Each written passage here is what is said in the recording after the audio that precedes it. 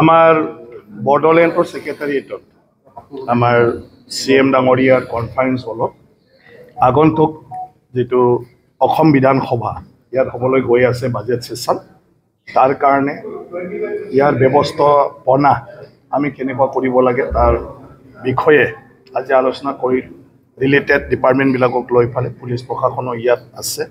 Assam police বিভাগৰ উচ্চ স্তৰৰ বিষয়াসকল আহিছে আৰু আমাৰ CM ডাঙৰীয়া স্পিকাৰ ডাঙৰীয়া ইয়াত আৰু আমাৰ অসম বিধানসভাৰ সকলোই আছিলে সব আমাৰ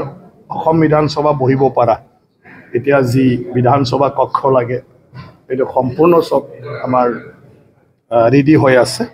তাৰ বাদেও আমাৰ মুখ্যমন্ত্ৰী ডাঙৰীয়া গভৰ্ণৰ ডাঙৰীয়া সবে ইয়াত আহি বহিবৰ কাৰণে যে চেম্বাৰ লাগে আমাৰ অলৰেডি হেতু আছে মন্ত্ৰী ডাঙৰীয়া সকলৰ কাৰণেও আমি সব চালো গোটেটো আছে গতিকে কোনো ফালৰ পৰা অসুবিধা নাই এটা বিধানসভাত আমাৰ ৰিপৰ্টাৰ্ছ গ্যালাৰী হেতু আমি চাইছো এটো সাফিসিয়েন্ট আমাৰ অসম বিধানসভাৰ যে আছে তাৰ পিছত আমাৰ ভিজিটৰ্ছ গ্যালাৰী হেতু আমি চাইছো কম বেছি পৰিমাণ হলেও যেহেতু আমাৰ নিয়মটো আধা ঘণ্টা বিধানসভা চোৱাৰ পিছত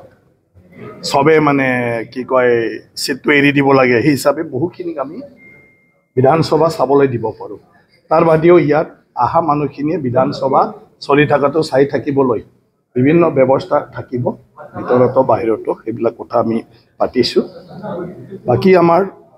BTC চৰকাৰৰ তৰফৰ পৰা CM ডাঙৰীয়াই যিমানখিনি আৰু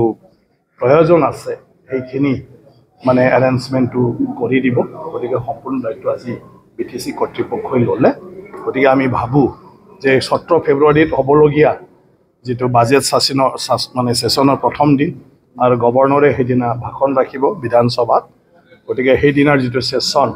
ভালে হৈ যাব সেইদিনা আৰু এটা টপিকৰ ওপৰত ডিবেট হ'ব আৰু ডিবেটৰ বিষয়টো অলৰেডি আমি ডিসাইড কৰিছো যে শেডুল এৰিয়াৰ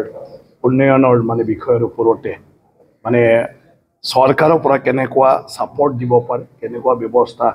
কৰিব লাগে সেইবোৰৰ ওপৰত বিধায়কসকলে তেওঁলোকৰ মতবিলাক দাঙি ধৰিব আৰু এই হিচাপে চৰকাৰক আমি দৃষ্টিগোচৰ কৰোঁ তেওঁলোকক ইমপ্লিমেন্টেশনৰ কাৰণে ৰিকমেন্ড কৰোঁ আৰু এইটো হোৱাৰ পিছত চৰকাৰে বিহেতু ব্যৱস্থা লয় গতিকে এই বিষয়টো ইয়াত আলোচনা হ'ব হিতৰ ওপৰত বিধানসভাত গতিকে বাকি আমাৰ CM ডাঙৰীয়া আছে